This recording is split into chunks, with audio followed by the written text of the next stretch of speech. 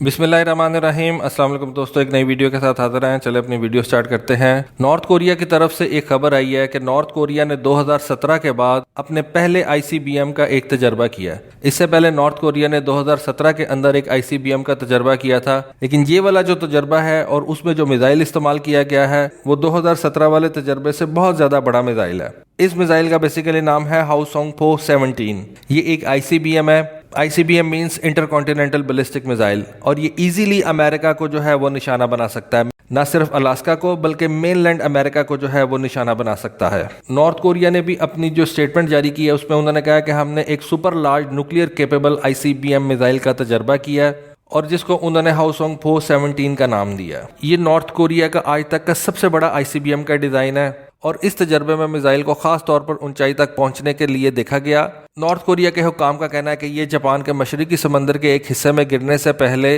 6248 kilometre की बुलंदी तक जो है वो पहुंचा और उसके बाद ये जापान के एक्सक्लूसिव इकोनॉमिक जोन के अंदर जाके जो है वो गिर गया। जब ये लॉन्च किया गया तो उस वक्त नॉर्थ कोरिया के जो लीडर हैं किम जोंग उन, वो भी इस तकरीब में शामिल थे।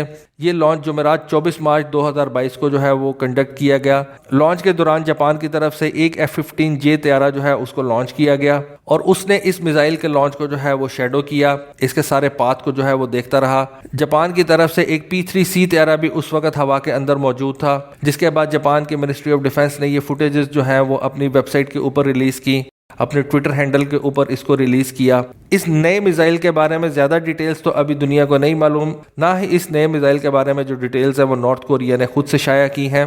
नॉर्थ कोरिया का कहना यह है कि ये पुराना मिसाइल जो वो यूज करते थे हाओसोंग 15, उसके डिजाइन को जो है वो इम्प्रूव करके उन्होंने ये नया डिजाइन बनाया और ये जो नया मिसाइल है ये पिछले मिसाइल से काफी ज्यादा कैपेबिलिटीज वाला है। इस आईसीबीएम के बारे में कहा जा रहा है कि ये आईसीबीएम जो है ये बेसिकली 2 स्टेज एक आईसीबीएम है। इस मिसाइल के अंदर लिक्विड फ्यूल इस्तेमाल किया जाता है। इस मिसाइल की टोटल लंबाई जो है वो तकरीबन 26 मीटर या 85 फुट से ज्यादा आप कह सकते हैं और इसका जो डायामीटर है वो तकरीबन 9 फुट है। अब ये मिसाइल जो है ये दो तरह से बहुत ज्यादा खतरनाक है। एक तो ये कि ये मिसाइल जो है ये मोबाइल है, यानी कि इसको आप कहीं से भी फायर कर सकते हैं। इसकी कोई फिक्स जगह नहीं है जिसको आप एक जगह पे रख के तो यहाँ से फायर कर सकें। इसको आप हर वक्त जो है वो मूवेबल हालत में रख सकते हैं, इस वजह से इसको टारगेट करना बहुत ज्यादा मुश्किल है। दूसरा ये कि ये मिसाइल जो है इसका इतना बड़ा साइज ये बताता है कि इसके अंदर आप एक से ज्यादा वॉरहेड भी लगा सकते हैं। MIRV के बारे में आपको पता होगा, multiple independent re entry vehicles होती हैं, यानी कि एक मिसाइल के ऊपर आप एक से ज्यादा जो है वो एटम बॉम्ब्स वगैरह या कन्वेंशनल वॉरहेड्स जो है वो रख सकते हैं, जिनके अंदर कुछ डिकॉयज हो सकते हैं, कुछ जो है वो न्यूक्लियर केपेबल हो सकते हैं और बाकी जो है वो आप कह सकते हैं कि कन्वेंशनल हो सकते हैं। इस वजह से इस किस्म के मिसाइलों का जो है वो तोड़ निकालना काफी ज्यादा मुश्किल होता है। पहली बात जो मैंने आपको बताई कि ये मूवेबल होते हैं, एक जगह से दूसरी जगह पे इजीली मूव कर सकते हैं, और दूसरा इनके ऊपर जो है वो एक से ज्यादा आप वॉरहेड लगा सकते हैं, तो जिस वजह से इनकी हिट प्रोबेबिलिटी जो होती है वो बहुत ज्यादा हो जाती है। इस पूरी परेड के ऊपर मैंने आपको एक वीडियो बना के दी थी और उस वीडियो के अंदर मैंने आपको बताया था कि ये जिस टेल के ऊपर उन्होंने रखा हुआ, ये जो टेल होती है ये बेसिकली उस ट्रक को बोलते हैं जिसके ऊपर ये मिसाइल रख के आप लेके जाते हैं, वो बहुत बड़ी टेल थी। और इसका अंदाजा इस बात से लगाया जा सकता है कि इस टेल के जो है वो 11 टायर थे एक साइड के ऊपर। आप उस तस्वीर को देख भी सकते हैं। और इससे पहले जितने भी मिसाइल नॉर्थ कोरिया ने अपने परेड के अंदर दुनिया को दिखाए थे वो इतने बड़े टेल यानी कि ट्रांसपोर्टर इरेक्टर लॉन्चर के ऊपर नहीं रखे जाते थे। ये जो टेल होती है इससे बनता है ट्रांसपोर्टर इरेक्टर लॉन्चर, और ये टेल जिसके ऊपर इस मिसाइल को रखा गया उसके 11 एक्सल थे, यानी कि उसके आप एक साइड पे देख सकते हैं कि 11 जो है वो आपको टायर नजर आएंगे। और ये बेसिकली 11 टायर नहीं है, ये एक साइड के ऊपर कम से कम 22 टायर हैं और दूसरी साइड के ऊपर भी कम से कम 22 टायर हैं। लेकिन ओवरऑल इस ट्रांसपोर्टर इरेक्टर लॉन्चर के जो है वो 11 एक्सल हैं, जिनके ऊपर उन्होंने 22 टायर एक साइड पे लगाए हुए हैं, 22 टायर एक साइड पे लगाए हुए हैं, और इतने बड़े मिसाइल को जो है इतने बड़े लॉन्चर ने जो है वो उठाया हुआ है। अमेरिका और रशिया जो है वो अपने आईसीबीएम्स को साइलो के अंदर रखते हैं और नॉर्थ कोरिया ने अपने आईसीबीएम को एक टेल के ऊपर रखा हुआ है, जिससे इसकी सर्वाइवेबिलिटी भी बढ़ जाती है और इसकी लिथैलिटी भी बढ़ जाती है। अब नॉर्थ कोरिया की तरफ से इस ताकत के मुतायरे के नतीजे में साउथ कोरिया ने भी एक कदम उठाया और उन्होंने क्या किया कि उन्होंने अपने जदीद तरीन F-35A तैयारे जो हैं उनकी एक एलिफेंट परेड की है।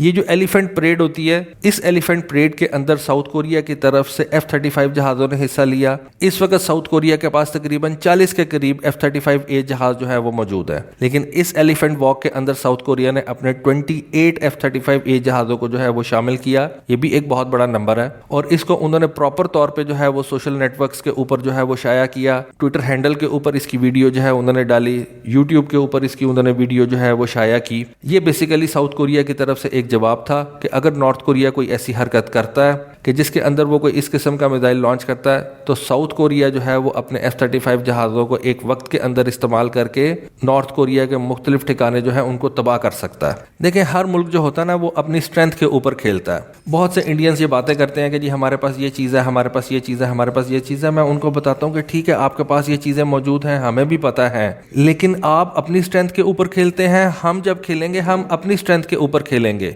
हम ये नहीं देखेंगे कि आपके पास ये चीज़ें हैं, आपके पास ये चीज़ें हैं, आपके पास ये चीज़ें हैं। वो आपके पास हैं, आप इस्तेमाल करेंगे, हमें भी पता है, लेकिन हम अपनी चीज़ें इस्तेमाल करेंगे। जिस तरह से आप देख सकते हैं कि ये साउथ कोरिया ने किया। नॉर्थ कोरिया के पास एक मिसाइल है, ICBM है, उसने उसको चलाया। रोड मोबाइल है, MIRVs उसके ऊपर जो है वो ज्यादा वो रख सकता है, लेकिन उसके मुकाबले में साउथ कोरिया ने उसका क्या जवाब दिया? उसने अपने F-35 जहाज़ों की एक एलिफेंट वॉक करवा दी। साउथ कोरिया की तरफ से जवाब यही गया है कि अगर आप हमारे ऊपर कोई ICBM चलाएंगे तो हम अपने F-35 जहाज़ भेज के आपके मुख्तलिफ टारगेट्स को निशाना बनाएंगे और आपकी तबाही एक ICBM के मुकाबले में ज़्यादा हो सकती है।